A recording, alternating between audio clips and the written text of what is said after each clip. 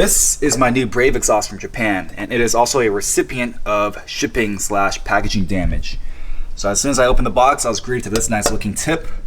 And instead of dealing with international returns and that whole process, I'm just going to try and fix it myself. So I just made a trip down to my local friendly Harbor Freight and picked up this pipe expander.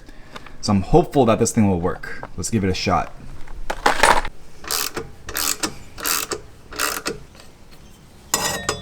It's already a lot better, but I'm going to keep trying a few more passes. Still a little bit squared off here, and obviously it's got a little kink right here still.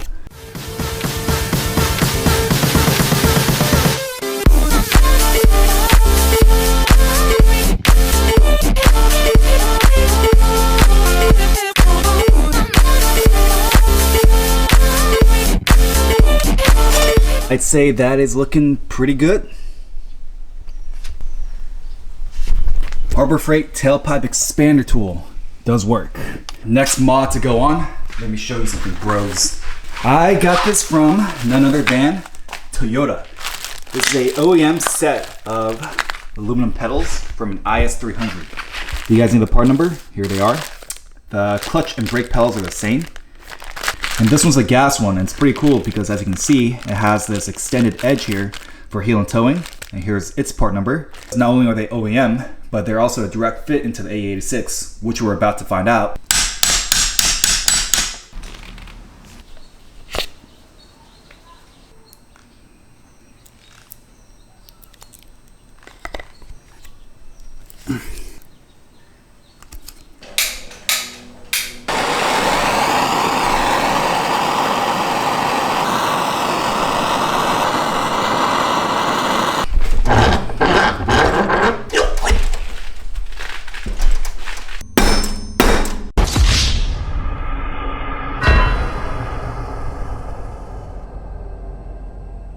So you may or may not have been able to tell, but the reason why I was torching and trying to bend and hammer flat the gas pedal assembly is because this end right here is really curved.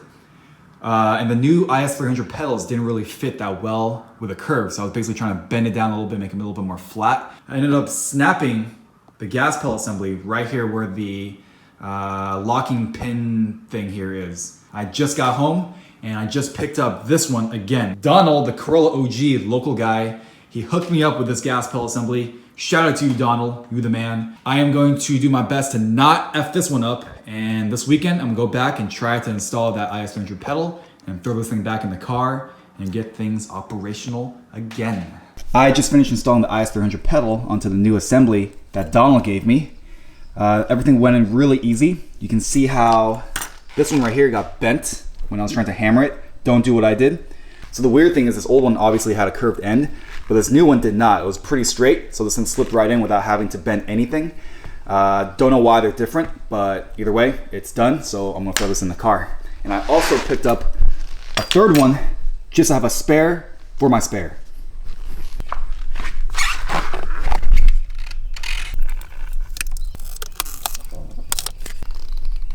Well, shit, this is not gonna work. For some reason, this pedal is all the way to the right side. It's hitting the transmission tunnel every time you depress it. So I think I'm gonna have to take this thing back out.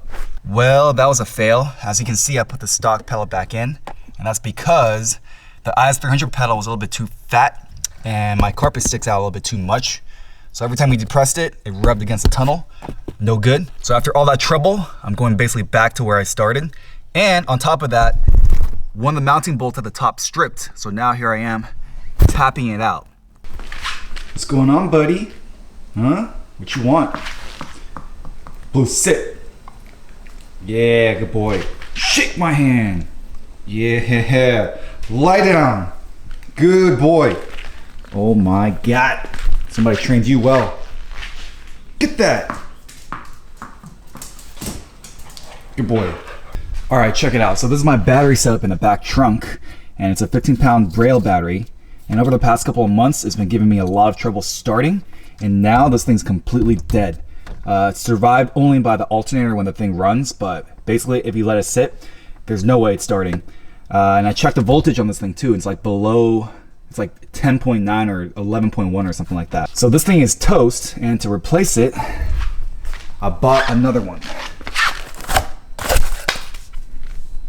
So I'm gonna go ahead and yank out this old one, clean up this area, and then swap in the new one.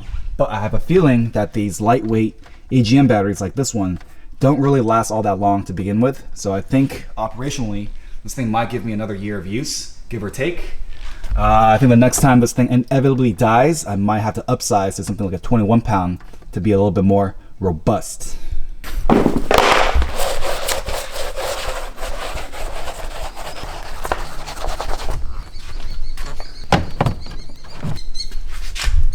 All right, just had dinner, just walked back into the garage, and I was looking around. So I was like, where the hell did Blue go, right?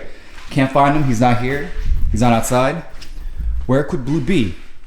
I mean, it is a hot day. Oh, look who we have here. What the fuck? How'd you get in here, Blue? You made yourself a new house? Huh? What is this? This is not your house, man. Why are you in my car for, dude? Huh? Get out of my car, man. Come on, man. Yeah, get out of here, dude. You son of a bitch. Just gave the interior a quick wipe down from all the months of accumulation of dust. It was super thick, but things are looking a little bit better now. I also gave the engine bay a quick wipe down as well. I think that's as far as I'm gonna go in terms of detailing this car. Radwood is tomorrow, so I'm probably gonna take it to a Quain wash place and just hose it down. Maybe wipe it down with that Chemical Guys wireless wash thing and call it a day.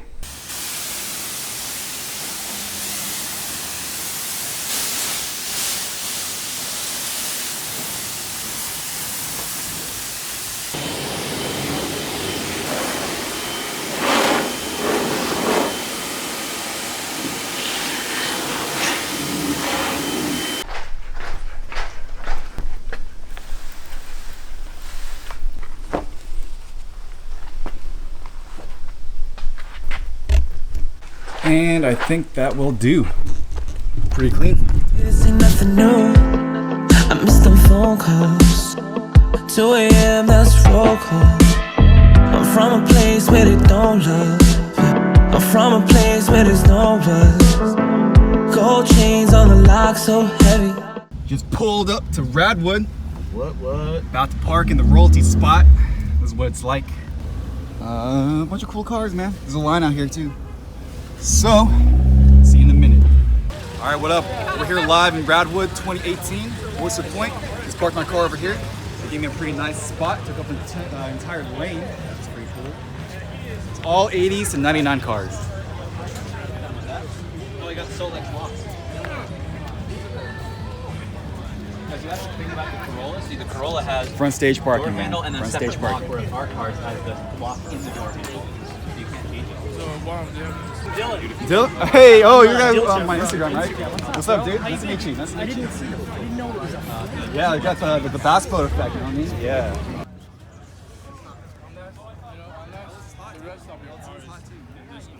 Right, which right now it's not, so those wheels fit the aesthetic of the car. It's not.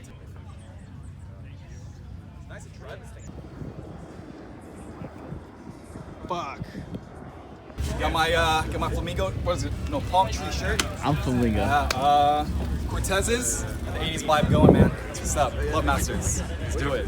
Hey, so after I came back from Radwood, I went on a quick drive and all that stuff, and then pulled back into the garage. And as I was driving back home, smoke was coming out of my hood, and it was literally on fire. So let me show you exactly why that was happening. So as you can see, this header is still a constant issue for me. I had to install this entire heat shielding underneath the hood.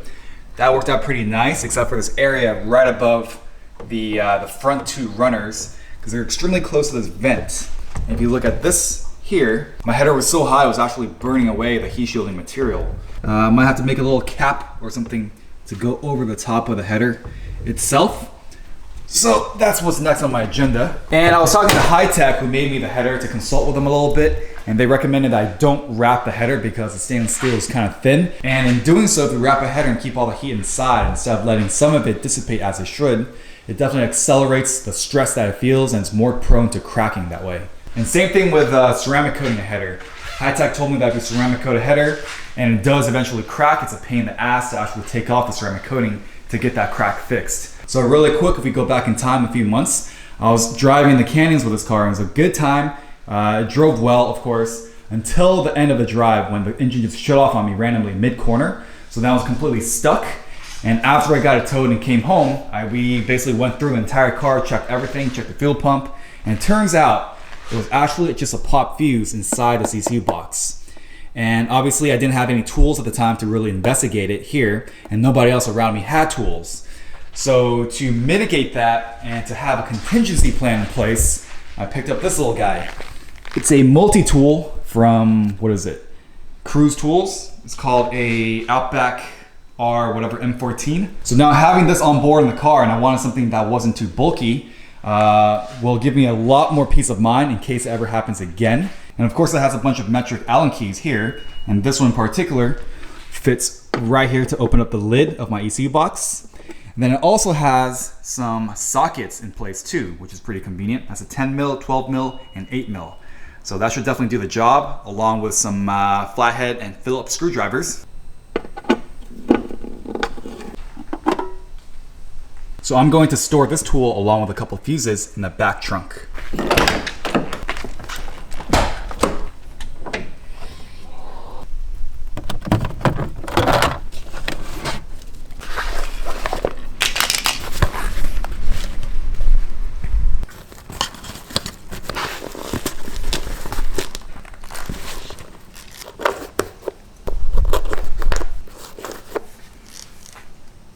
Dude, I am stoked. I just got off the phone with Mark from Panic Wire. If you don't know Panic Wire, he does all the wiring harnesses and wizardry for the electronics on beam swaps, and he's from Portland, Oregon. Really great guy.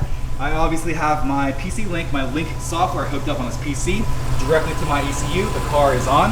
I had a Team Viewer remote desktop session with Mark. He basically came into my computer, played around with this whole setup, and if you see here, you just set this condition thing up for ignition drive 6. And what that does is, I tapped a new wire, this one right here, go into P22 of this connector plug to the turn-on wire for my compressor. And now with this new condition that he just set for me, every time I turn on the AC, it now kicks on my radiator fan and it cools the AC. That way it doesn't overpressurize and it keeps the system working as it should. And this is all done remotely. And I should hopefully now have a working AC. So let me try this right now on camera for you guys. We come in here, kick on the fan for the AC. Now the AC is on, pretty decently cooled. And as you can hear, the radiator fans are now pulling as well to cool the AC system and the condenser too. Sick.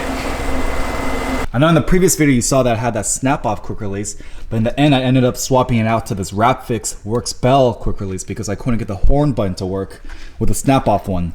So now it's all Works Bell throughout. I have a Works Bell Short Boss hub, Works Bell Rapfix quick release, and I also recently installed this flipper unit too. And this thing's pretty cool because you can just rotate it and then you don't have to hold down this button while pulling on the original flapper thing. And it comes right off.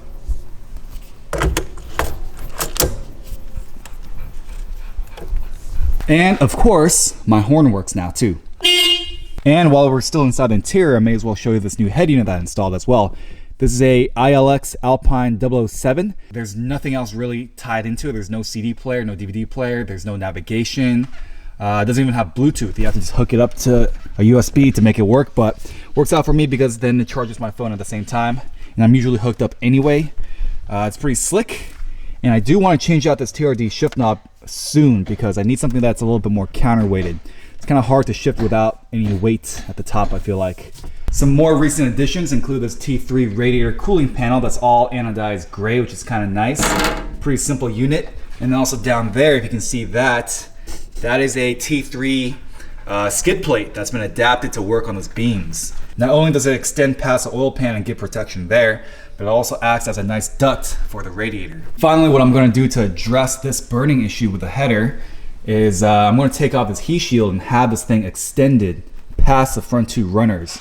So this is really the problem area. This is what's burning these two things right here. So if I extend the shield out this way, I think that should do the trick.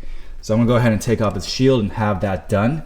Just waiting for the header to kind of cool off because I just started the car.